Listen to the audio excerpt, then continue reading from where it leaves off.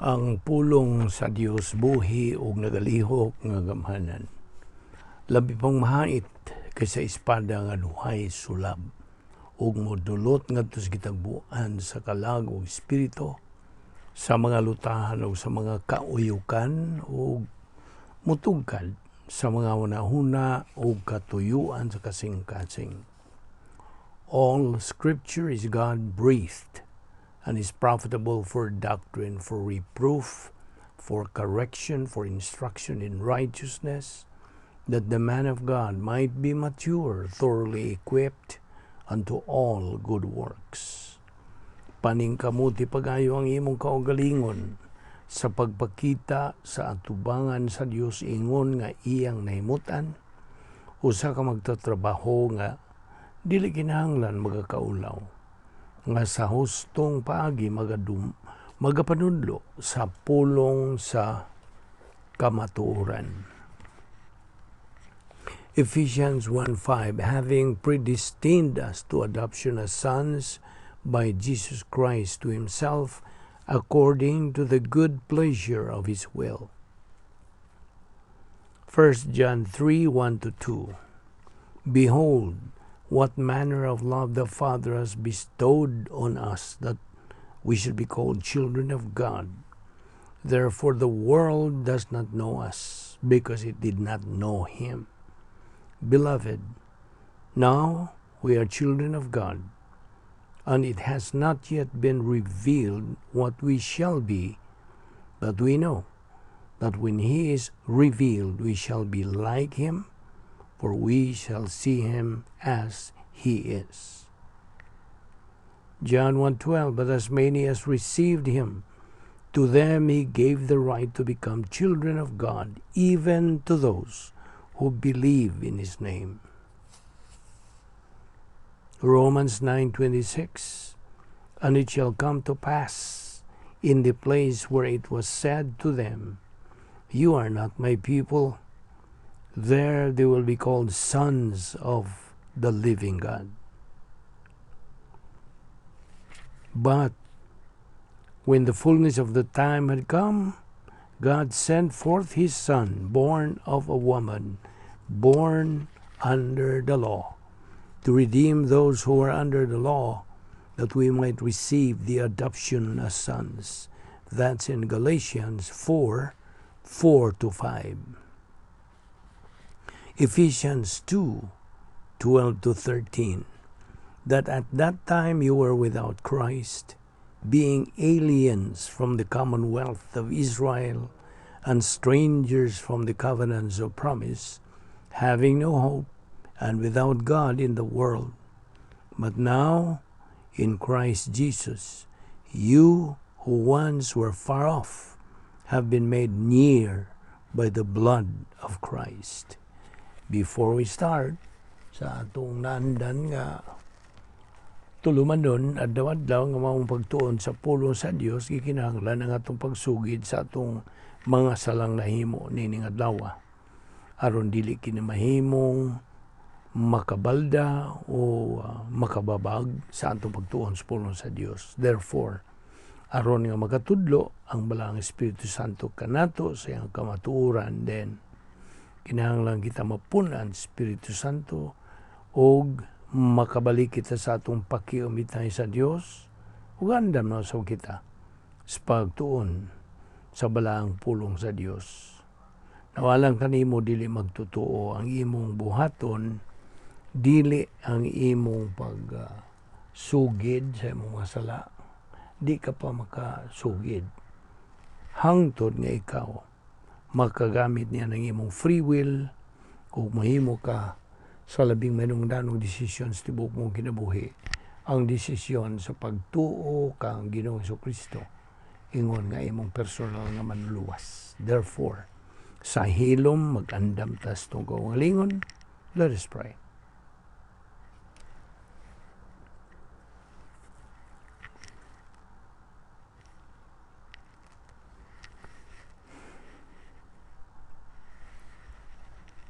Amahan namong langit no, nagapasalamat kami kanimo nining lain na sa ngadlaw nga imong gipadangat sa among kinabuhi.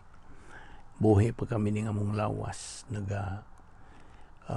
gamit pa kami sa kalantip sa among pangunahuna o ka-skill pa sa among panglawas. Kini gumikan lamang sa imong gugma, imong kaluoy, sa imong grasya. Salamat o Dios sa imong pagkamatinumanon sa pagatiman kanamo imong mga anak. Ning adlaw ba ni kami pinagis pagtudlo kanamo sa Palang Espiritu Santo sa imong kamatuoran. Sa pagpadayon namo sa pagtuon ining doktrina sa sala nga labing manungdanon nga among masayran ug makatunan ang mga puntos doktrina bahin ini. Salamat nga among Bible study through the YouTube. Kining tanan among gipasalamatan sa ngalan ni Ginoong Hesukristo. Amen. Well, may adlaw sa tanan itong mga subscribers, mga higala o mga fellow believers. Welcome once again. Ning atong pagtuon sa pagtulunan nga giuluhan o the Doctrine of Sin, ang doktrina sa sala. Okay, padayon ta. Atong hinumduman nga ang tentasyon dili sala. Okay? Temptation is not sin. Kanunsa man mahimong sala ang tentasyon. This is a review naman po. Tubag, kung tugutan ta, musugot ta, muuyon tas pagbuhat sa maong tentasyon. Sabot? Mao na. Paminaw. Di man ta pangulipa sa pag-ingon o wag yung ko nahimo, nakabuhat yung ko adto. Now, unsay wag kay nahimo? Wag yung ko'y nahimo, nakabuhat yung ko adto. Well, ang tinuod, imog yung ituyo sa pagbuhat. Okay? Imog yung ituyo. Di man na mahimo nga mohingon ka, wag yung ko'y nahimo da. Nakabuhat yung ko. Well, nago kay mahimo unta. So, nakabuhat yung ka. Kaya nga naman, kay mao may imong gihimo, na mao na, kay kung imo pang gibutan nga dili, umaingon po ka, so ang buot yung ipasabot, ana, kung imo yung i-analyze ang pagkasulti nga wag yung ko'y nahimo, nakabuhat yung kwanto. Ang tinuod, mo kini. Ang buot yung ipasabot, ana, mo kini. Nakabuhat yung kanto tungod kay huyang yung kakayo. Tungod anto, napildig yun ka sa imong kiniyang makasasala. Musta? Mao man yun na. Kung imong klaruhon ang istorya ni mao na. Mao nang sunod nga makadungo gani ka og sari kayo brad wag yung ko'y nahimo gyud nakabuhat yung kwanto. Ang tinuod god nga gud unta ka mahimo galing kay huyang paman ka, kuwang ka pag doktrina, ignorante ka pa na ayaw na lagi isulti na kay basig yung kasukan pa noon ka. Okay? Apan ang labing tinuod, mao magyud na. Unsa may imong makamkam, aron mo imong gamiton sa imong kabubuton nga mosupak sa imong kini makasasala kung wa diha nimo ang doktrina. Kung wa'y doktrinang galihok diha sa imong panimuot, unsa may imong makamkam, aron mo imong iatubang kung moingon ka di mahimo na. Kini mo klaro. O guay klaro, unsa may imong gamiton. Di natural mo dive gyud ka, di ba? Mo bitaw nga kapila gyud nato balik-balik ka din is paghisgot ang God's 10 problem solving devices. Mao gyud na manalipod kanimo sa spiritual nimong kinabuhi. Timani na. Apan timani po ni. Ang God's 10 problem-solving devices, dili po na mahimong lig-on kung wa diha ang nagapaluyo ng mga kamatuoran niya na. So, personal sin is the manifestation o resulta sa kinaya magasasala sa usa ka magtotoo nga wa siya gahom. Wa niya gamita ang espirituhanong mga sangkap. And of course, sa usa ka di magtotoo, normal man na niya nga paagis pag kinabuhi. Yes. Personal sin is normal sa unbeliever. Tungod kaya ang nagaduma sa unbeliever, mao man gyud ang iyang kinaya magasasala. Wa may lain. The unbeliever has other power except the power of the old sin nature and the power of the cosmic system. Mao ra gyud na. Ang usa ka magtotoo, dunay kapilian. He has choices. Either na siya sa gahom, siya kinaya magasasala, nagalubog siya diha sa cosmic system, or iyang gipahimuslan ng mga espirituanong sangkap pinaagi sa gahom sa Espiritu Santo, unya siya anaan nagalublob sud sa operational divine dynasphere. So, it's his choice. Basta, iyang desisyon. Iya ang pagpili. Huwag makapugos niya nga believer. Bisag, magbalik-balik pa siya, patambag sa pastor. Di, gyapon mo ipikto ang tambag. Ngayang ihatag nimo. Yan ang maong magtutuo kay kining maong magtuo ra ang makada sa iyang kaugalingong kinabuhi. Siya ra. So, kung ikaw ang tungdan, it's only you who can make the decision. Now, bahis kaluwasan, ikaw ra po ang muhimong desisyon. O karon nga luwas naman ka, ibutang ta, ang imong espiritual nga kinabuhi, anaagihapon sa imong desisyon. Di ba nina? Dili kini mga butang nga ma-automatic. No. Ambot kinsa nagtudlo nga automatic ning tanan, dili ni mahimong automatic suma sa atong pagtuon. Gikinahanglan ang sakto ug tukma nga pamaagi sa Dios nga gipahimutang alang niini.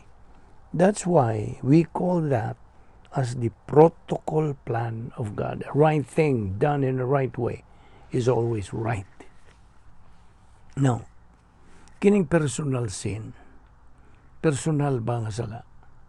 This is the manifestation and result of having an old sin nature. The Lord Jesus Christ bore all our sins. 1 John 1:9 and 1 John 2:2. Ug ato nang nakita nga kining personal nga mga sala, dunay duha ka hugpong sa personal nga mga sala.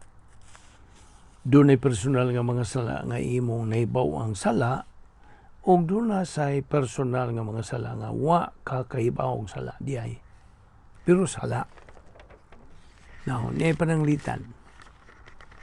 Kung muparking ka pananglitan usa ka dapit, o niya, wa kakahibaw nga no parking diay niya lang dapita.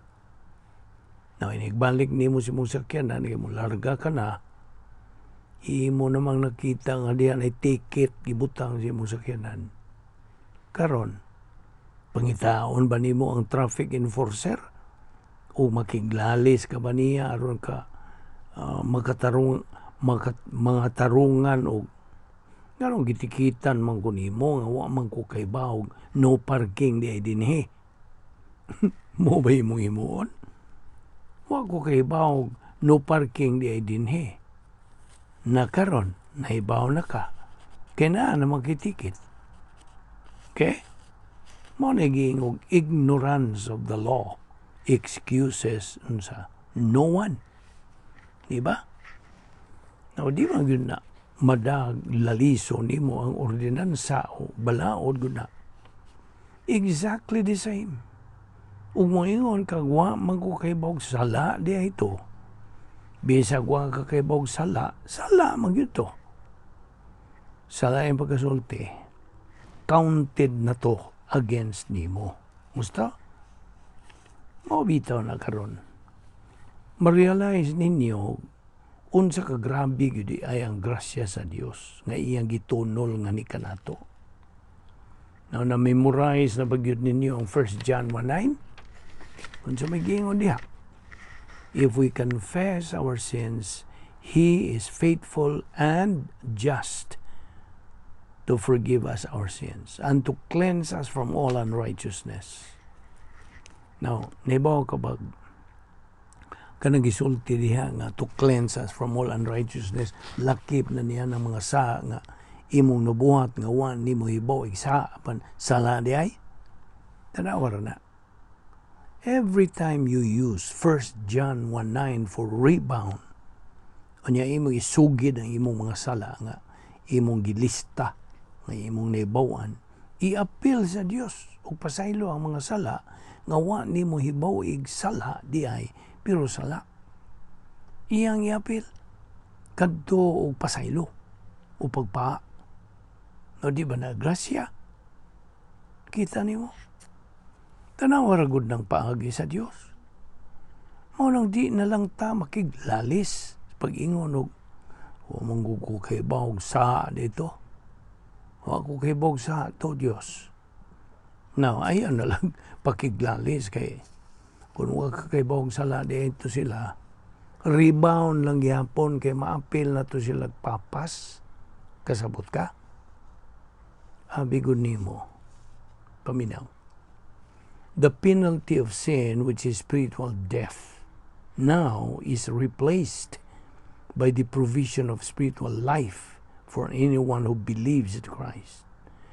Unsa may gisulti pulong sa Dios sa Roma 6:23. For the wages of sin is death, that the gift of God is what? Eternal life. Now for the unbeliever, now this is for you, mga di magtotoo. Ang isyu sa sala is rejection of Christ as Savior. John 3:18, John 3:36. This is the basis of the unbeliever's condemnation at the last judgment.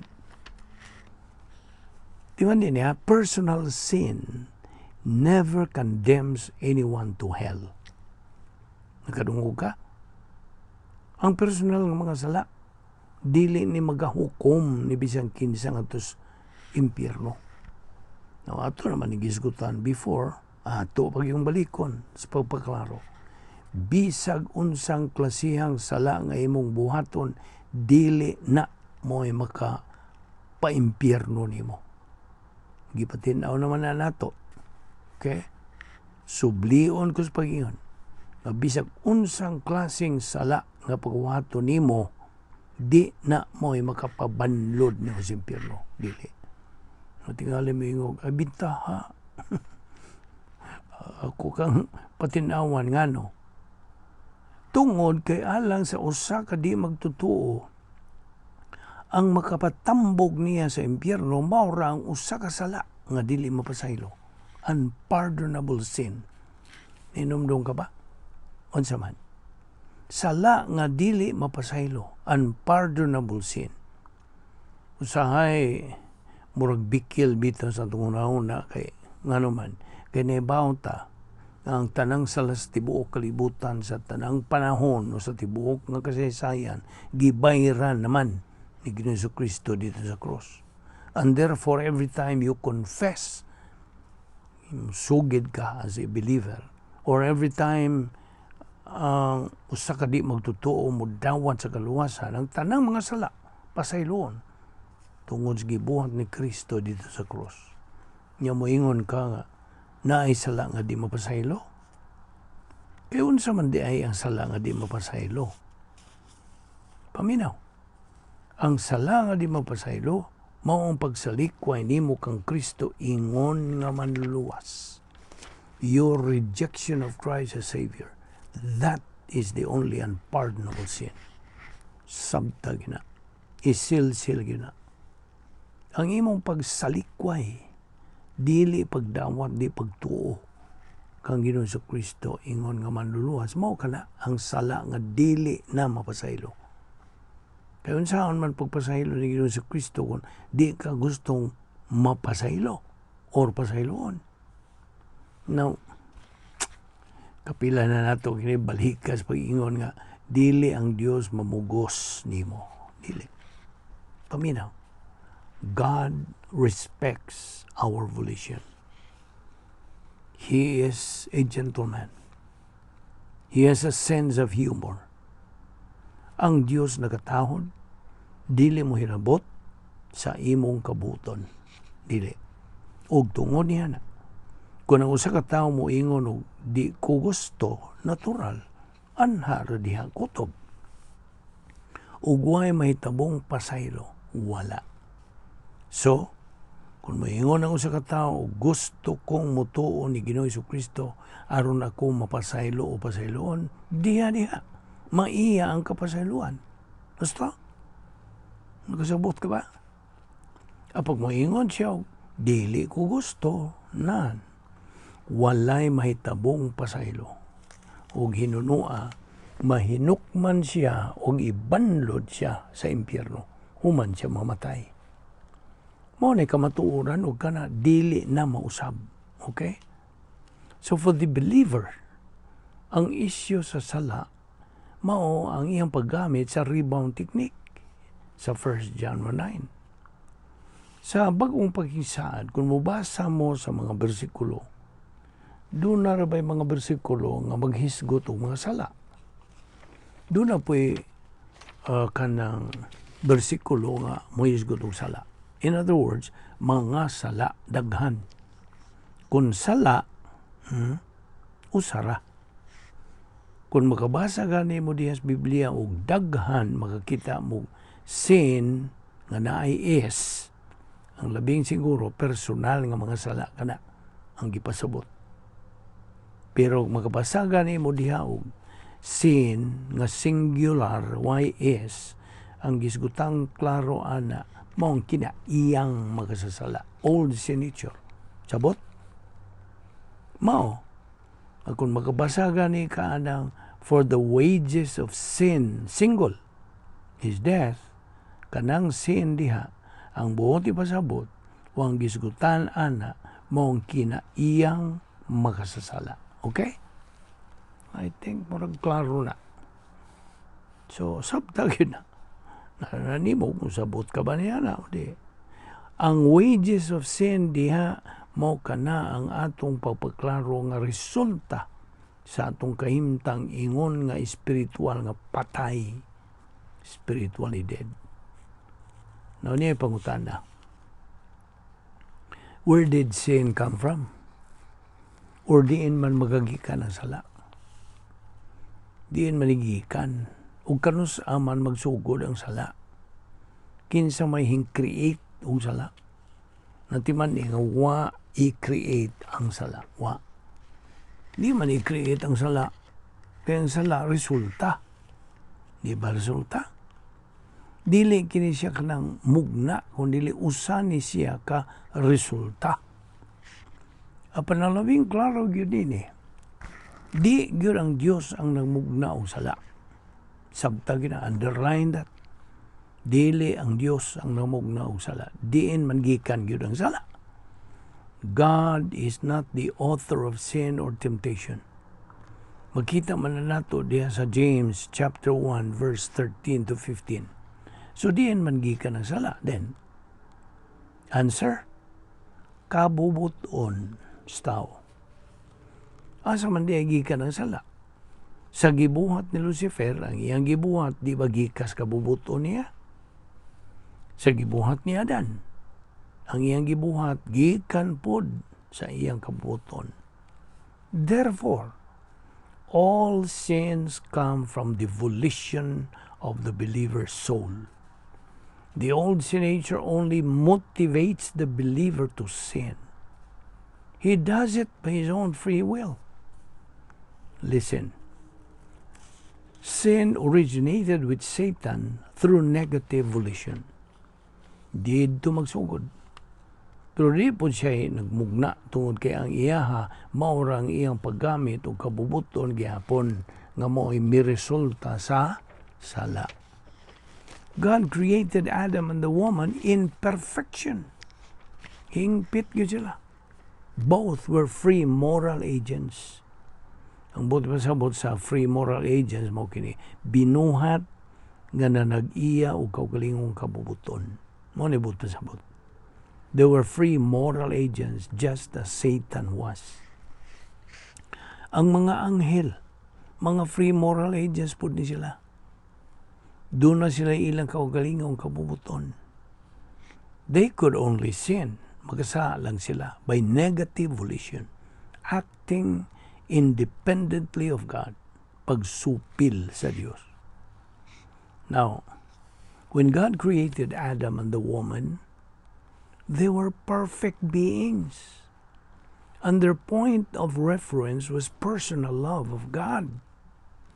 Ang personal nga gugma sa Dios didto sa hardin. Ang ilang relasyon sa Dios personal.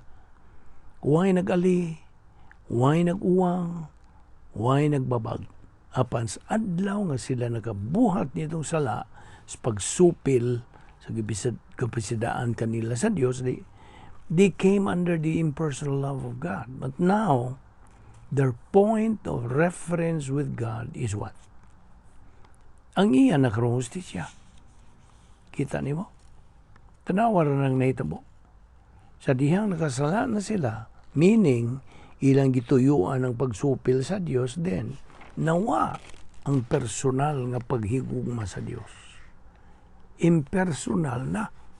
Kung muduol sila sa Dios, ang mga tubang nila, di na ang gugma sa Dios, kundi ang hustisya na sa Dios. Sabot? Ug ang naga-hung-hung sa hustisya sa Dios, mao ang pagkamatarong righteousness of God sa Dios. What the righteousness of God demands, the justice of God unsa executes. Ang pagkamatarong sa Dios, muhong-hong sa hustisya sa Dios, muingon og why pagkamatarong ng tawhana, ngadto na sa linaw sa kalayo na siya. Apan, kung ang pagkamatarong sa Diyos mo ingon og kanang tawhana nahisibo. This we call salvation adjustment to the justice of God. Resulta, ang hustisya sa Diyos dili na mo condemn niya. Ayop, nagasunod kanini. Now, sa pagbuhat sa Diyos ni Adan o sa babae, wala ba sila old sin nature? Wala. Natural, perfect pa man sila itong tungura. Kano sa man musod ang old sin nature nila.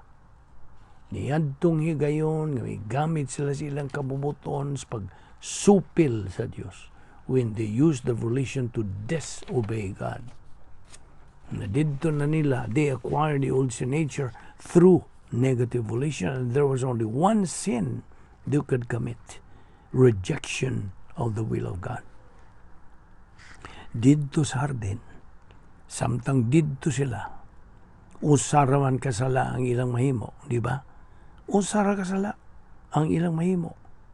Unsa pa may laing sala nga posible nilang mahimo didto? Wala. Everything was perfect. Unsa may ilang buhaton nga makasala sila didto? Wala. Apan dihay usara kadtong ilang pagsupil sa kapasidaan sa Dios. There was only one sin they could possibly commit: rejection of the will of God. Dinitamuhon nung karon ato ipadayon ni ugma. Magampo ta. Balaan na mo nga Dios, nagapasalamat kami kanimo sa imong grasya. Salamat sa imong pagpatinaw kanamo nining mga butanga nga may kalabutan sa among kaluwasan o sa among pagkinabuhi na ingon nga imong mga anak. Kami imo namang giluwas pinagi sa among pagtuo lamang kang Ginoong Jesucristo lamang. Salamat nining among Bible study through the YouTube sa Vic Balbido Evangelistic Ministry. Kining tanan among gipasalamatan sa ngalan ni Ginoong Jesucristo. Amen.